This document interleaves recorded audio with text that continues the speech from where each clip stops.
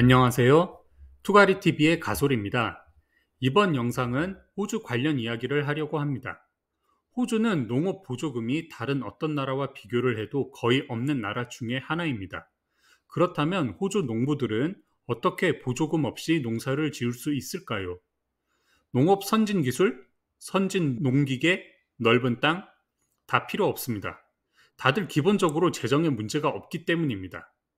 제가 생각하기에 재정에 문제가 없다 말할 수 있는 기준은 가뭄으로 작물 재배를 못해 매출이 0원이 되더라도 2, 3년 정도 버틸 수 있는 능력을 말합니다. 실제로 2017년부터 2019년까지 호주에는 가뭄이 들었습니다.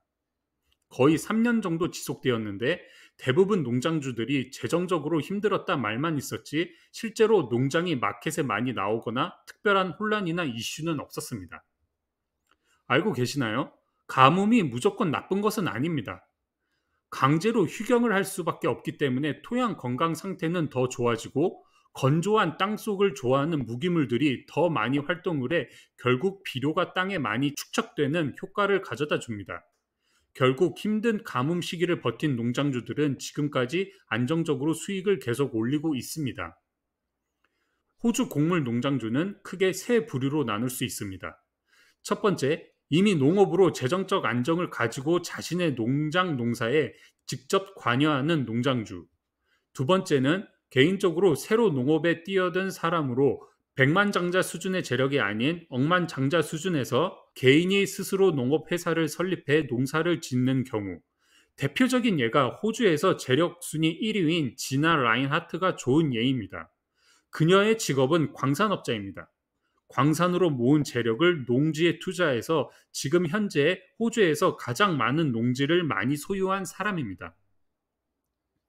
마지막으로 개인 투자자든 기관 투자자든 대형 펀드를 만들어 농업 전문 회사를 세우고 농지를 회사 이름으로 구입한 후 회사가 고용한 전문 농부가 농사를 짓는 것입니다. 이 사례의 대표적인 예가 호주에서 가장 큰 목화 농장 커비 스테이션입니다. 농장 이름은 그대로 커비 스테이션으로 쓰지만 주인이 호주 금융회사인 맥퀘어리 그룹 49%, 그리고 중국과 일본 투자자들로 구성된 산동펀드 51%, 이 두 대형 펀드가 합쳐져서 새 법인을 만들고 커비 스테이션을 인수해 농업에 뛰어들었습니다. 마지막 두 가지 경우는 기본적으로 이미 돈이 많은 사람들이 더 많은 돈을 벌기 위해 새로 농업에 뛰어드는 경우이기 때문에 흔치 않은 경우입니다. 호주 농장에서 90%를 차지하는 패밀리팜. 이것이 첫 번째 부류의 농장주들입니다. 그렇다면 어떻게 이 패밀리팜 농장주들은 재정적 안정을 이루었을까요? 여기서 한국과 비교를 해서 호주의 큰 장점이 나옵니다. 바로 상속세입니다. 호주는 자녀에게 100억이든 1000억이든 땅을 자식에게 물려줘도 세금을 1원도 안 냅니다. 호주든 한국이든 전 세계 어디든 농업 1세대가 돈을 벌기는 쉽지 않은 구조입니다. 항상 농지 가격이 너무 비싸기 때문에 농부 1세대가 예를 들어 20대 중반의 땅을 사서 농사를 시작한다면 그 농부는 최소 30년에서 40년은 일을 해야 땅값을 다 갚을 수 있습니다.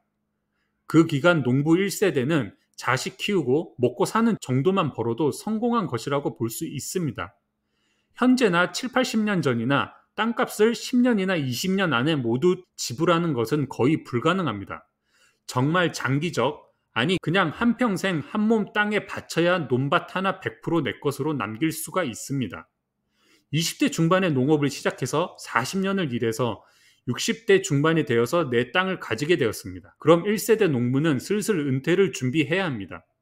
그럼 농부 자식 중에 농업에 관심이 있다면 농장을 아들 혹은 딸에게 넘겨줍니다. 그럼 이 땅은 농부 2세대가 운영을 하게 됩니다. 상속세가 전혀 없는 호주이기 때문에 금전적 손해 없이 자연스럽게 후대로 농업 비즈니스를 넘길 수가 있습니다. 그럼 이때부터 농부 2세대는 땅에 대한 이자, 원금 부담이 없기 때문에 작물을 기르는 그대로 모두 자신들의 수익입니다. 한국이든 호주든 자기 땅만 있다면 농부는 정말 할 만한 직업입니다. 그만큼 농부들에게 임대료 혹은 땅에 대한 이자, 원금은 큰 부담입니다. 현재 호주 곡물 농장주의 90%가 이런 농업 2세대 아니면 3세대 농장주들입니다. 부모님에게 땅을 물려받아 농사를 하기 때문에 굳이 보조금이 없어도 농사를 짓는데 무리가 없습니다. 여기에 똑똑하고 야망도 있는 A라는 농업 2세대가 있다고 가정해 보겠습니다. 농지는 부모님한테 공짜로 받았습니다. 농사도 열심히 지어 수익도 늘어났습니다. 시간이 지나면서 땅의 밸류 또한 높아졌습니다. 그렇다면 A라는 농부는 무엇을 계획할까요? A라는 농부는 땅 밸류가 상승해서 대출 한도 금액이 높아졌습니다. 그리고 부모님에게 받은 땅에서 농사를 지으면 땅에 대한 이자나 원금 지출이 없기 때문에 순수익이 부모님 때보다 더 높아졌습니다. 즉, 대출 가능 금액이 높아지므로 농장을 하나 더 구입할 수 있게 됩니다. 그리고 새로 산 농장의 작물을 평균 수준으로 수익을 낸다 가정하고 또한 땅의 밸류가 시간이 지나면서 상승했기 때문에 또 다른 농장을 더 쉽게 살 수가 있습니다. 돈이 돈을 번다는 전형적인 케이스입니다. 가정이지만 호주에 상속세라는 제도가 있었다면 호주의 농부들이 지금처럼 재정적인 안정을 가질 수 있었을까요? 저는 절대 안 됐을 거라고 생각합니다. 또한 농업 1세대의 희생이 없었다면 상속세가 있든 없든 현재 호주 농업은 지금처럼 발전 또한 못했을 것입니다. 열심히 한평생 일한 것에 대한 보답으로 상속세 면제라는 특권을 받은 호주 농민들. 노력과 운이 결합되었을 때 시너지 효과가 크다는 말이 있는데 호주 농업 사회가 좋은 예인 것 같습니다.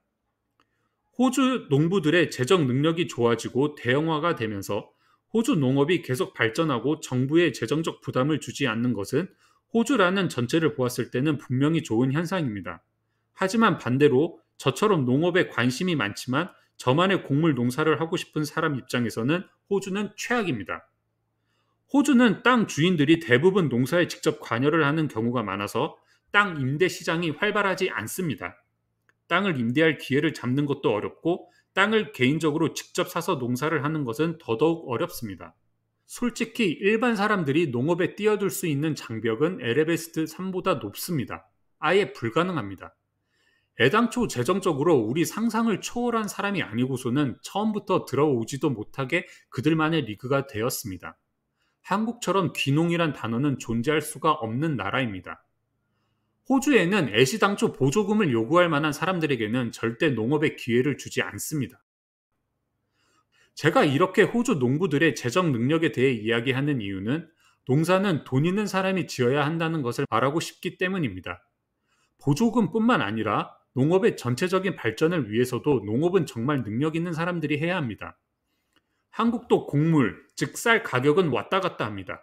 그리고 장마철에 비도 많이 와서 배수, 종자, 비료, 환경 문제 등등 대처해야 할 문제가 한두 개가 아닌데 이것을 소규모의 농가가 모두 안고 가기에는 너무 버거운 문제들이 많습니다. 더 이상 소규모로 해서 해결할 수 있는 문제들이 아닙니다. 앞서 언급했듯이 호주 농부들은 재정적 안정을 갖는데 엄청나게 긴 시간이 소요되었습니다.